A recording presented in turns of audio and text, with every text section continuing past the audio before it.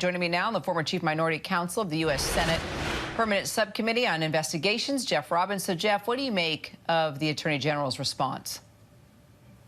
Hi, Kira. You know, it's often said that the best defense is a good offense. And what we have here essentially is people who think that it's perfectly okay for a president to commit multiple violations of the Espionage Act and steal nuclear secrets are outraged because a president's son, in the middle of the throes of addiction and a psychiatric breakdown, failed to file tax returns and is only getting probation.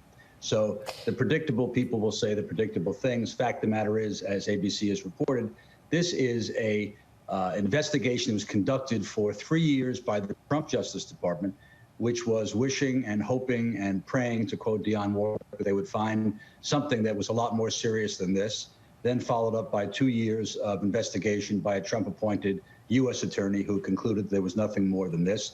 And now apparently we're going to have a Trump appointee on the federal bench pronounce sentencing.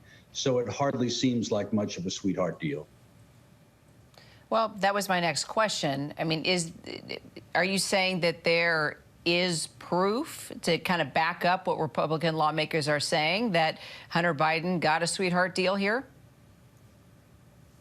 Well, thus far, we seem to have evidence to the contrary, because as I indicated, and as ABC has reported, this was an investigation that was conducted for 5 years by a battery of FBI agents and prosecutors who were looking for evidence that was a lot more serious, if I may say so, than this. And apparently, evidently at least, they did not find anything that warranted more than this. If there's evidence that that the FBI and the Trump Justice Department and the Trump U.S. Attorney found information that was more serious than this, we don't know about it. And so on the face of it, at least, it appears as though he failed to file his tax returns. He failed to pay taxes. He then paid the taxes in full with all the penalties that the IRS can muster, and the IRS can muster a lot of penalties. And he's not going scot-free. He's getting probation. And this is the kind of outcome, kind of result, which frankly is well within the realm of normal for cases like this, particularly when you factor in the circumstances of the individual who committed this particular crime. But now comes the congressional probes, right? He's not totally out of the woods. Oh, he is so far from out of the woods that it's not even funny. This is like catnip to a cat. There'll be cries of, as there already have been, sweetheart deals and inside jobs. And there'll be cries from individuals who, frankly, are doing their best to backpedal, if not overlook altogether, the actual indictments of crimes which, let's face it, are a little bit more serious even than failing to file tax returns, which is not to say that that's not a serious crime.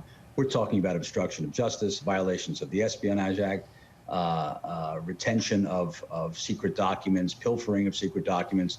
It's a lot worse than that which we're talking about here. And yet you have these same people who profess to be so outraged by this probation, doing their best to sort of block any discussion of what are, pretty serious apparent crimes, at least charged by the Justice Department against former President Trump.